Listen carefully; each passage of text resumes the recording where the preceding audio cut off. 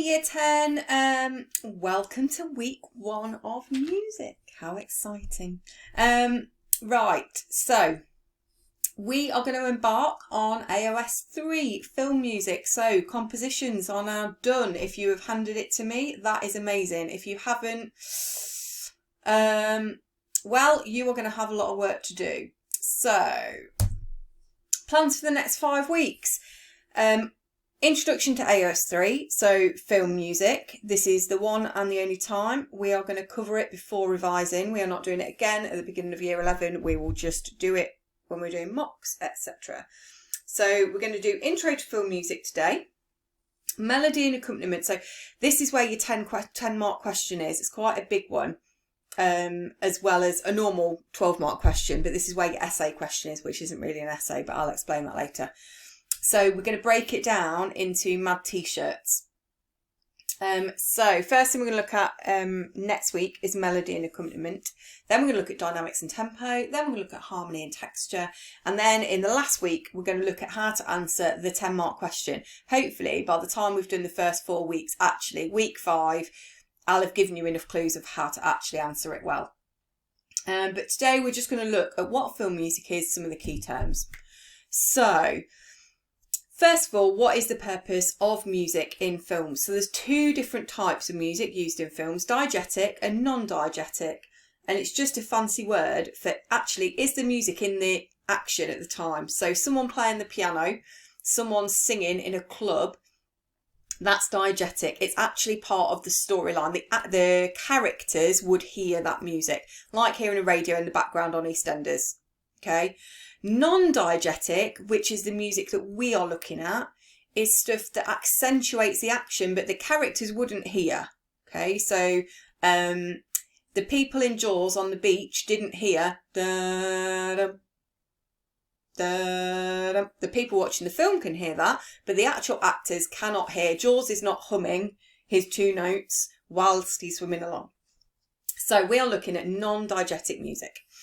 We're going to look at the elements of music within film music. So we're going to look at melody, harmony, texture, tempo, all those things and how they build up to create a piece of music which reflects and accentuates the action of what's going on in the film. We're going to look today at leitmotifs. This is something that started in opera.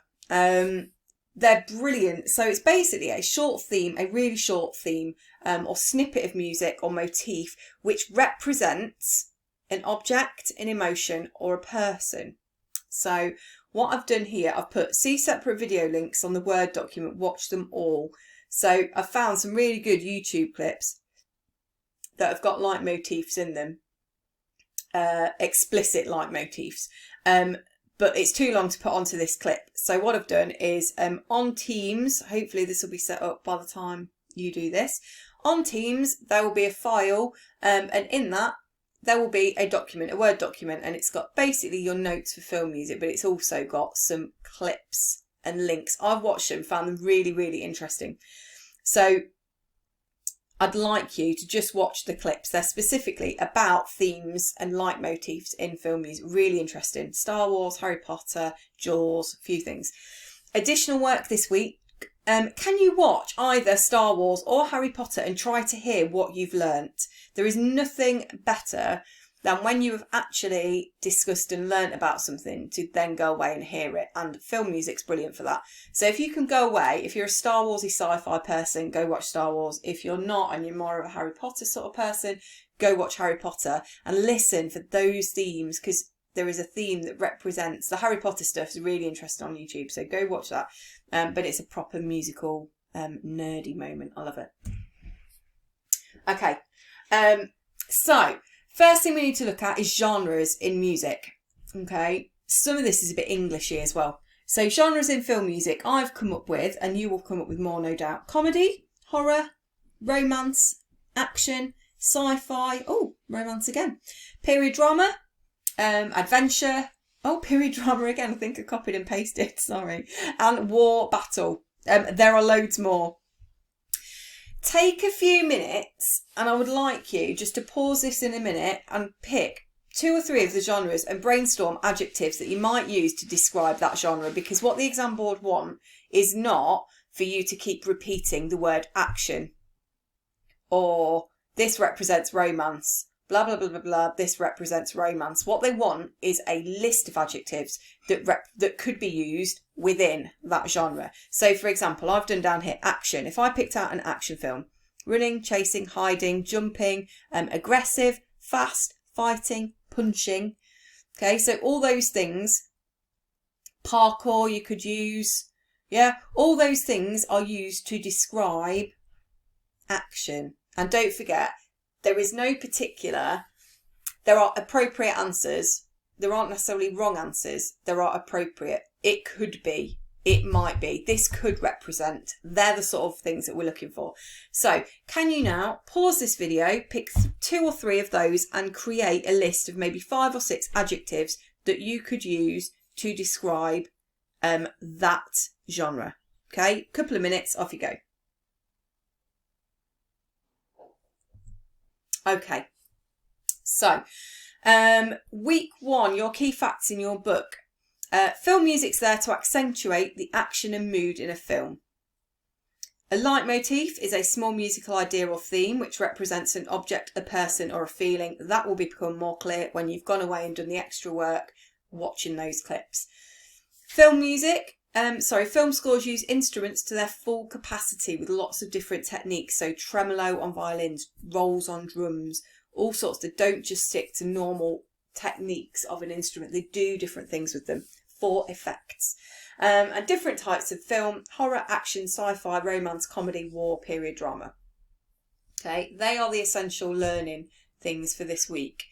Right, independent work. This YouTube clip is really short this week because a lot of it is independent. So week 1, independent work.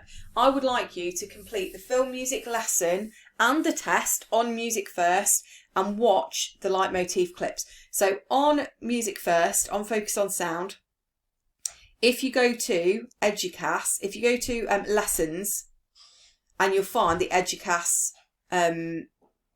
section, and then if you put in lesson index, film music, it will bring you through. This is based on Star Wars. I want you to do the actual lesson. There's a quiz on it as well. Okay. I think there's a test as well to do. So if you go to tests, film music, it'll bring that up. So I want you to do that first of all. And then I want you to watch the leitmotif clips. And on top of that, if you have an excuse, why not do it? Go and watch Harry Potter or a Star Wars film and really listen for those scenes. James Bond is also amazing. If you watch James Bond, that theme comes back in all sorts of places. Sometimes you'll see a string quartet and they'll have slowed it right down and be playing it in the background of a casino or something. But his theme comes in all the time, but it's manipulated in different ways to kind of, like, you might find if it's a bedroom scene and it's supposed to be quite romantic, you'll still hear that same theme, but it'll be put into a different context. Slow right down, change the instruments, take out the beat, but keep that main melodic idea going. Really, really interesting. So go find a film and have a listen. So, end of week 1. I'm looking forward to seeing test results on Music First. As always, we need to get back into this because I think we're going to be relying on this for a while. And a massive thank you to everyone who has sent their compositions in. You are in a brilliant position right now. I'm going to get them back to you by the end of June. The reason it's the end of June is because I've got all these videos to put together and all your stuff, and the year 7 and 8s and the 9s as well. So I'll get them back to you by the end of June with full written feedback as well as a mark.